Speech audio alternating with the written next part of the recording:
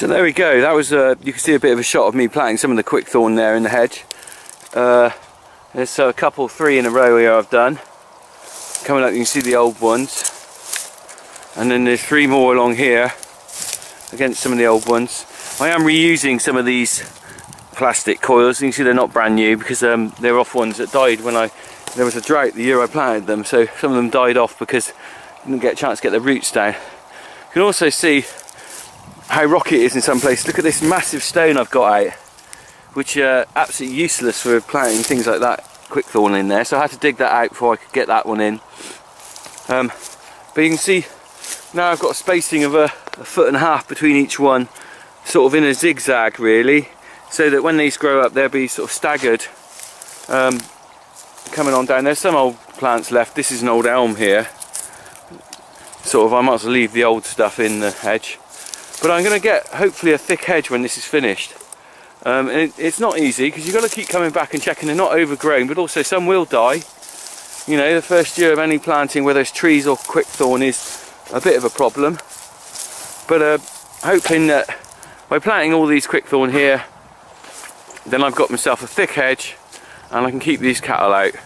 But I'm going to carry on planting now, and when I've finished I'll have a little recap of what the whole line looks like, and we'll just have a quick look at some I planted 5 or 6 years ago.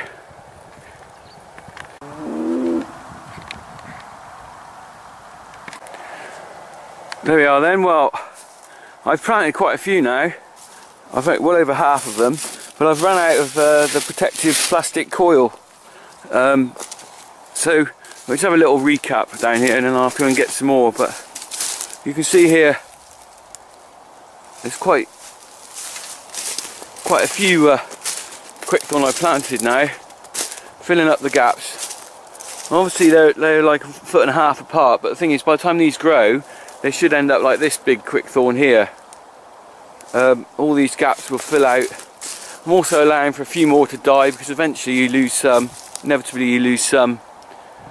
But hopefully I can fill this hedge to make it into a nice stock-proof hedge, and also a great place for conservation for wildlife, for birds, and as a wildlife corridor. So we're coming down now. This is the other section I've got to do. You can see it's still pretty overgrown here, and you can hardly see the quickthorn.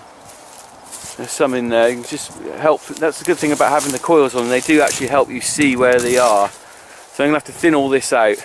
But I'm not going to film any more of me planting in the hedge because you'll just fall asleep. But we'll go on down. I'll just look at a patch that I planted a few years ago.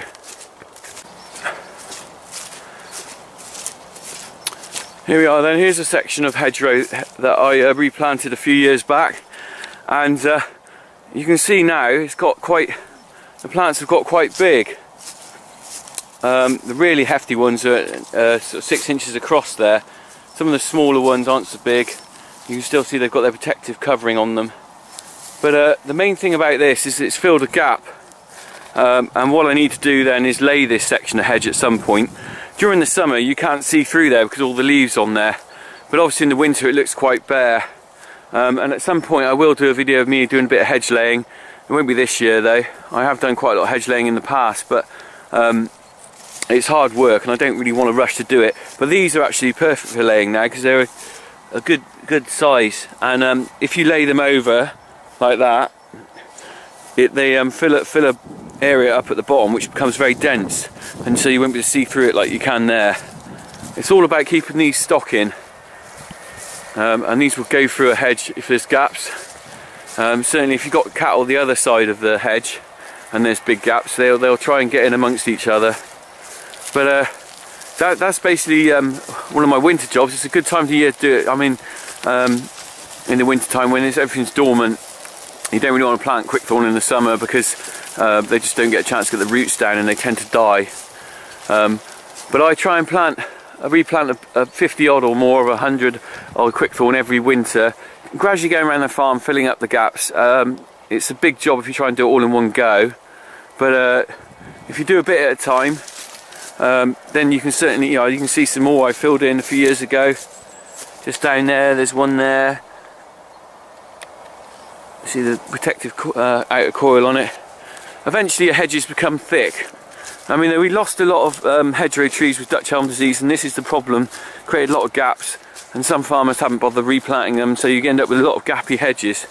But England is its countryside, and it is its hedgerows, so I want to help make those still here in 50 or 100 years time. So that's my little job, planting the hedgerow. Anyway, there you go. I'll leave it with zooming on those couple in there tucked in, just filling up a gap.